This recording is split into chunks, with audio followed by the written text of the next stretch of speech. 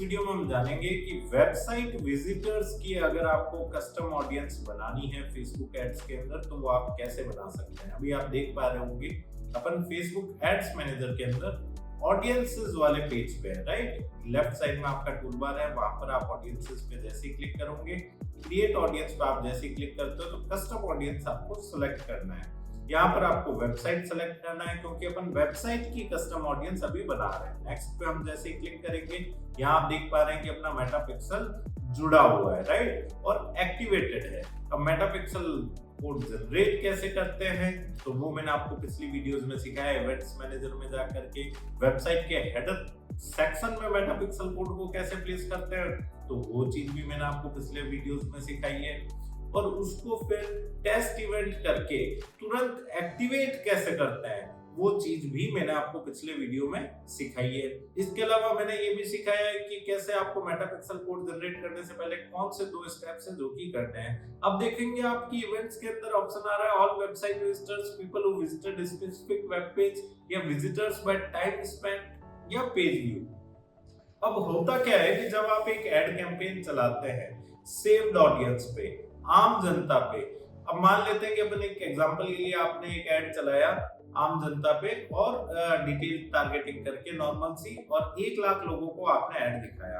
उन 1 लाख में से 2000 लोग आपकी वेबसाइट पे विजिट किए, तो क्या सारे के सारे लोग आपके काम के हैं? नहीं, 2000 के 2000 लोग खरीदी नहीं करते। मान लेते हैं कि अपन ने इस होम पेज पे लैंड करवाया, राइट, अपने ऐड के नीचे जो CTA बटन था उसमें इस वेबसाइट के होम पेज का लिंक था, तो अब सारे के सारे लोग इस पेज पे जाएंगे, राइट। वो जो 2000 लोग हैं जो ऐड के अंदर इंटरेस्टेड थे, नीचे बटन पे क्लिक किए तो वो कहां लैंड हुए?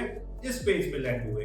तो क्या सारे के सारे शॉपिंग करेंगे? क्या सारे के सारे परचेज करेंगे? नहीं, ऐसा नहीं होता है, ठीक है ना। कुछ लोग यहीं से बैक चले जाते हैं, तो मान लेते हैं कि अपन 1000-1200 लोग यहीं से बैक हो गए, राइट, होम पेज से। और कुछ लोग ऐसे होंगे जो आगे के पेजेस को विजिट करेंगे, जैसे शॉप का पेज है, कोई साड़ी के पेज पे जाएगा, कोई दुपट्टा के पेज पे जाएगा, कोई कॉन्टेक्ट के पेज पे जाएगा।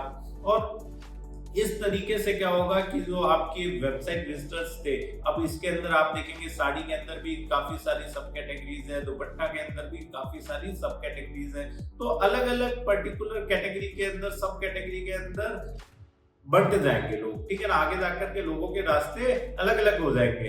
अब जैसे आप देख रहे हैं मेहंदी साड़ी, लहरिया साड़ी, तो ये 4 कैटेगरी हो गई, राइट, बांधनी साड़ी। अब इसके अंदर भी हर एक के अंदर एक एक प्रोडक्ट है, ठीक है ना, मल्टीपल प्रोडक्ट्स हैं। तो अब कुछ लोग डायरेक्ट प्रोडक्ट वाले पेज पे विजिट करेंगे।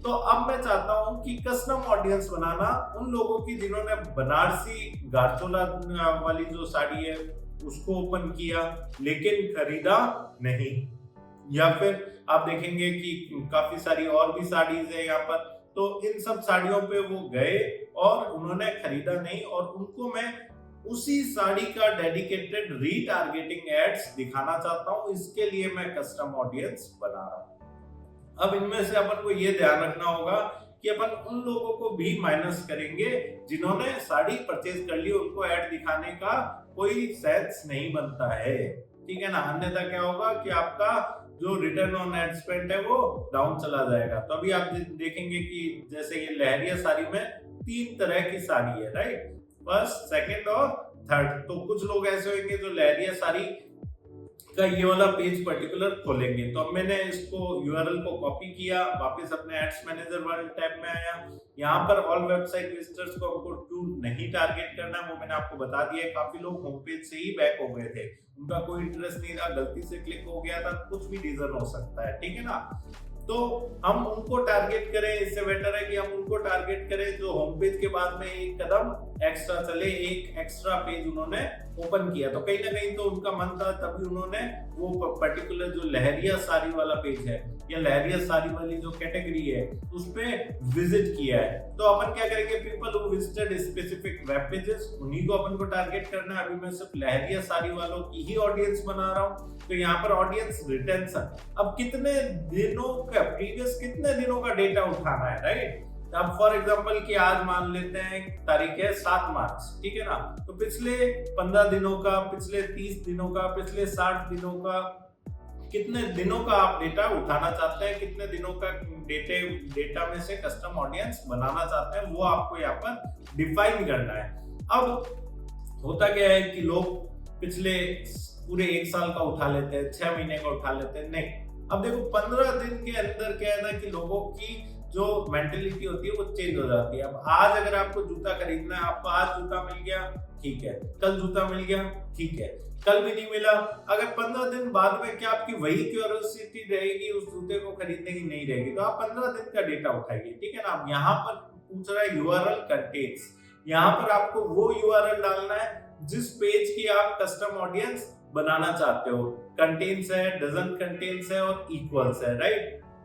तो अगर आप सिर्फ लहरिया साड़ी ले रहे हो तो यहां से कॉपी करके आप क्या कर सकते हो, पेस्ट कर सकते हो कंटेंट्स के अंदर, ठीक है ना। और इक्वल्स के अंदर क्या होगा, पूरा यूआरएल भी पेस्ट कर सकते हो। आप कंटेंट्स में भी पूरा यूआरएल पेस्ट कर सकते हो, ठीक है ना, वो भी वर्क करेगा फॉर्मूला। तो अभी अपन ने पूरा यूआरएल कॉपी किया है और पेस्ट किया है ताकि आपको बेटर समझ आए।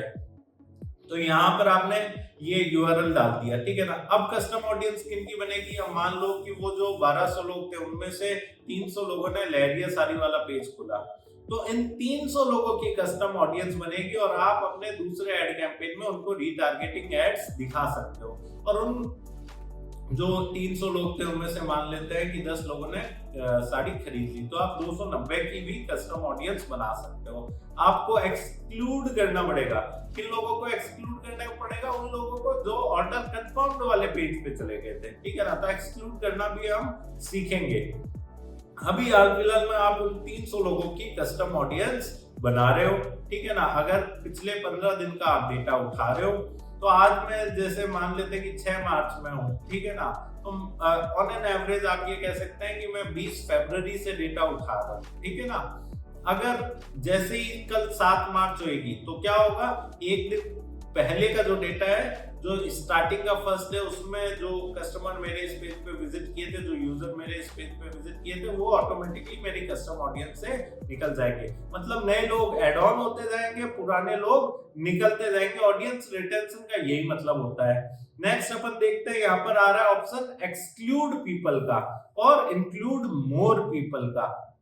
तो अगर आपको दूसरे पेज की ऑडियंस भी इसमें इंक्लूड करनी है, फॉर एग्जांपल आप जो दूसरा एड कैंपेन चला रहे हैं उसमें जो बैनर है उसमें 2 प्रकार की साड़ी का आप एक साथ ऐड कर रहे हो, तो आप इंक्लूड मोर पीपल भी कर सकते हो। या फिर आप एंड ऑल्सो की कंडीशन भी लगा सकते हो कि ये पेज तो विजिट किया होना चाहिए, इसके अलावा मेरे को उन लोगों को टारगेट करना है जिन्होंने इस पेज को विजिट करने के बाद में कार्ट पेज विजिट किया है, ठीक है ना। क्या सर सीधा कार्ट का ऊपर डाल दो? नहीं, सीधा कार्ट का ऊपर डालेंगे तो सारी साड़ियों में से जो लोग कार्ट पेज पे आए उन सबकी कस्टम ऑडियंस बन जाएगी। नहीं, अपन ऐसा नहीं कर रहे। अपन कह रहे हैं कि भैया जिन्होंने लहरिया साड़ी वाला पेज खोला और कार्ट वाला पेज खुला है, तो कार्ट वाले पेज का आप सिंपली यहाँ पर क्या कर दोगे, यूआरएल डाल दोगे। तो and the same URL must also match, मतलब वो जो 300 लोग थे जिन्होंने लहरिया साड़ी खोली, उनमें से मान लेते हैं कि अगर 100 लोग कार्ट पेज तक पहुंचे, उन्होंने साड़ी को कार्ट में ऐड किया, तो अब जो कस्टम ऑडियंस बन रही है वो 100 लोगों की बन रही है जिन्होंने कार्ट पेज पे विजिट किया लहरिया साड़ी देख करके। अगर मान लो कि कार्ट पेज पे टोटल अलग अलग साड़ियों को ऐड करके लोग 500 यूजर्स पहुंचे हैं, तो ये 500 यूजर्स की ऑडियंस नहीं बन रही है, ये सिर्फ उन्हीं की बन रही है जिन्होंने लहरिया साड़ी वाला पेज खोला और उसके बाद कार्ट पेज खोला है, ठीक है ना। क्या इसमें वो लोग भी इंक्लूड है जिन्होंने लहरिया साड़ी खोला और उनको पसंद नहीं है, फिर जॉर्जेट साड़ी खोला और फिर कार्ट पेज पे गए? हाँ, वो तो देखो इंक्लूड है इसमें, ठीक है ना, क्योंकि लहरिया साड़ी है, फिर उसके बाद में जॉर्जेट साड़ी उन्होंने खोला, फिर कार्ट पेज खोला, तो कंडीशन एक तरीके से आप कह सकते हो मैच हो रही है अभी भी कि लहरिया साड़ी के बाद में वो कार्ट पेज पे गए हैं, भले बीच में रास्ते में उन्होंने कोई और पेज क्यों ना खोला हो। तो ऐसा भी होता है, ठीक है ना। अभी अपन ने लहरिया साड़ी का पेज का यूआरएल डाल दिया, कार्ट पेज का यूआरएल डाल दिया, ठीक है ना। तो अब ये कस्टम ऑडियंस कितने लोगों की बच गई? 300 लोग जिन्होंने लहरिया साड़ी पेज खोला, उसके बाद 100 लोग जिन्होंने कार्ट पेज खोला। अब अपन इसके अंदर क्या करेंगे, उन लोगों को हटा देंगे। तो एक्सक्लूड की अपन ने कंडीशन लगाई, इवेंट्स में people who visited specific web pages in last 15 days. Audience retention में कितना डाला है? 15 डेज डाला है। यूआरएल के अंदर क्या डालेंगे? Order dash confirm. उन 100 में से 10 लोगों ने खरीद ली थी, तो अब 90 लोगों की कस्टम ऑडियंस बच गई। और ये एकदम क्रीमी लोग हैं। कैसा क्रीमी लोग कैसे हैं? क्योंकि देखो, आपकी वेबसाइट पे विजिट किए थे 2000 लोग, जिनमें से 1200 लोग होम पेज के बाद में अन्य पेजेस पे गए, ठीक है ना, और बाकी लोग मान लेते हैं कि बैक हो गए वहां से। फिर 300 लोग लहरिया साड़ी वाले पेज पे गए। फिर 300 में से 100 लोगों ने कार्ट में ऐड किया, 100 में से 10 लोगों ने पेमेंट किया, 90 लोगों ने पेमेंट नहीं किया। अब आप उन 90 लोगों की कस्टम ऑडियंस बना रहे हो और उनको रीटारगेटिंग एड्स सब दिखाओगे, तो ऑब्वियस सी बात है उनका कहीं ना कहीं इस साड़ी में इंटरेस्ट था। कोई भी कारण हो सकता है उनका नहीं खरीदने का, क्या पता वो कोई काम में बिजी हो गए या फिर उनके पास अभी सैलरी नहीं आई थी, व्हाटएवर, ठीक है ना, उन्होंने बाद का प्लान किया है। तो आप उनको रीटारगेटिंग एड्स अच्छी एड फ्रीक्वेंसी के साथ में दिन में 5-5, 6-6 बार अगर दिखाते हैं, तो 90 लोगों में से काफी लोग कन्वर्ट हो सकते हैं। तो इस तरीके से क्या है कि अपन कस्टम ऑडियंस बनाते हैं वेबसाइट विजिटर्स की। तो यहाँ पर अपन ने क्या किया, ऑर्डर कंफर्म्ड का पेज का यूआरएल डाल दिया। क्या सर ऑडियंस साइज छोटा हो जाएगा क्या इससे? हाँ, ऑब्वियस ही बात है कि ऑडियंस साइज छोटा होगा, ठीक है ना। अगर आप कार्ट वाला पेज ऐड नहीं करते हो तो ऑडियंस साइज बड़ा रहेगा, बट जैसे ही आप कार्ट वाला पेज ऐड कर देते हो तो ऑडियंस साइज छोटा हो रहा है, लेकिन आपकी जो कस्टम ऑडियंस है उसकी क्वालिटी भी इंप्रूव हो रही है, ठीक है ना। तो आप ये कह सकते हो कि जब आप ऐड चलाओगे तो आपका जो रिटर्न ऑन एड स्पेंड है वो ज्यादा आने वाला है, ठीक है ना। कन्वर्जन रेट इंप्रूव होने वाला है, क्योंकि आपका एड का जो बजट है वो वेस्ट नहीं हो रहा है, वो कहीं ना कहीं क्या हुआ है, आपका जो एड बजट है वो रिड्यूस हुआ है। तो यहाँ पर आप क्या कर सकते हो कि चेकआउट का पेज का भी यूआरएल डाल सकते हो, उससे शायद और बेटर आएगी, क्योंकि कार्ट के बाद आता है चेकआउट पेज, ठीक है ना। अब 100 लोग कार्ट में पहुंचे थे, 100 में से मान लेते हैं कि 50 लोग चेकआउट पेज पे पहुंचे, और फिर उसके बाद में 50 में से 30 लोग पहुंचे पेमेंट गेटवे पेज पे, फिर 10 लोगों ने पेमेंट किया।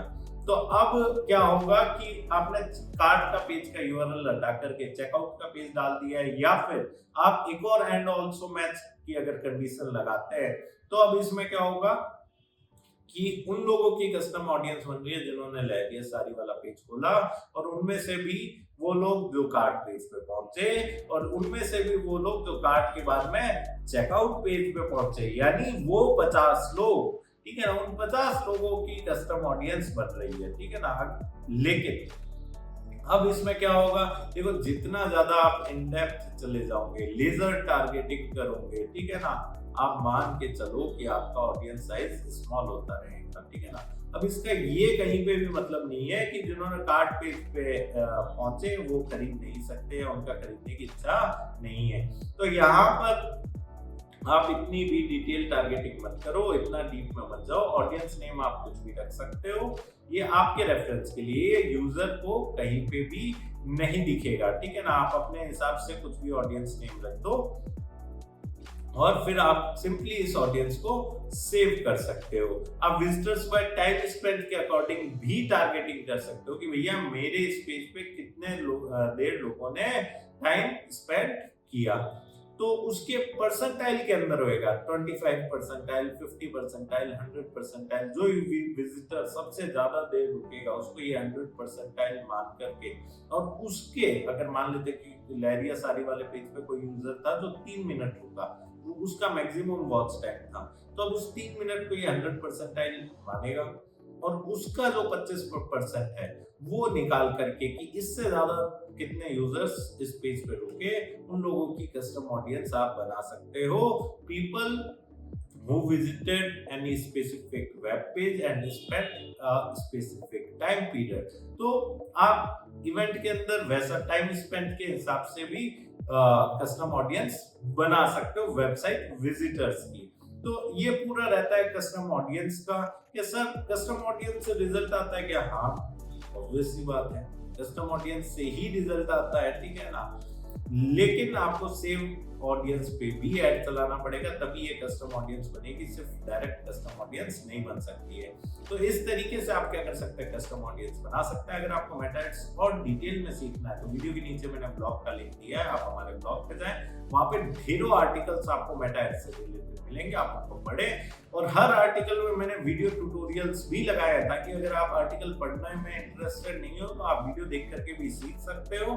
और अगर आपको हमारा डिजिटल मार्केटिंग कोर्स ज्वाइन करना है तो वीडियो के डिस्क्रिप्शन में हमने हमारी वेबसाइट का लिंक भी दिया, आप सीधा हमारी वेबसाइट पे जाएं, कोर्स को एक्सप्लोर करें। अगर आपको कोर्स अच्छा लगता है तो आप डायरेक्टली वहीं से हमारा कोर्स परचेज भी कर सकते हैं। धन्यवाद।